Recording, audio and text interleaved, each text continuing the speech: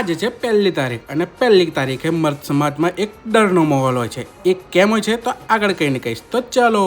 તો રાતના વાગી ગયા છે 7:10 અને હું નહીં ધોઈને રેડી થઈ રહ્યો અને એકદમ સાદો સિમ્પલ તૈયાર થઈ ગયો છું. અને 7 વાગી ગયા છે તો દીવાબત્તી પણ કરી લઈ. ઓલરેડી દીવા ચાલુ જ છે સવારના, તો હવે ફટાફટ સાંજની અગરબત્તી કરી લઈએ. બહાર જોગણીમાંનો પહેલા ઓટલો વાળી લઈએ અને દીવો ઉલાઈ ગયો તો પહેલા દીવાનો ચાલુ કરી દઈએ અને પછી જોગણીમાંની બી અગરબત્તી કરી લઈએ. તો સરસ અગરબત્તી થઈ ગઈ છે સંજય કારની. હવે મમ્મી જોડે જઈએ. મમ્મી શું કરી રહી છે? ઓ માય ગોડ, મમ્મી તો રસોઈ બનાવી રહી છે આજે જોરદાર. તો મમ્મીએ મને આટલા બધા પૈસા કેમ આપ્યા છે? તો તમને ખબર પડી ગઈ હશે કે મર્દ સમાજમાં 1લી તારીખે કેમ આટલો બધો ડરનો માહોલ હોય. તો હા ગાઈસ, હપ્તો આવી ગયો છે. તો મમ્મીએ પૈસા આપી દીધા છે. તો ચલો જઈએ ભરવા એટીએમ માં. તો આપણે ફટાફટ આપણું બાઇકમેન ઉપાડી લઈએ અને હાલી નીકળીએ આપણે એટીએમ જવા મણિનગર. અને આપણા ઈસનપુરની રાતની રોનક તો ડે બાય ડે વધતી જ જાય છે. રાતના નીકળો એટલે ઈસનપુરનો માહોલ જ કંઈક અલગ હોય છે. વાત કરતા મણિનગર એટીએમ પણ પહોંચી ગયા આપણે. તો એટીએમ માં થોડી ભીડ હતી, આપણે પણ લાઈનમાં લાગી ગયા અને આપણી વાળી આવી એટલે આપણે પૈસા ડિપોઝિટ કરી દીધા અને આજનું ટેન્શન પૂરું. તો લાઈક કરી નાખજો, શેર કરી નાખજો. મળીએ બીજા નાના વ્લોગ ની અંદર.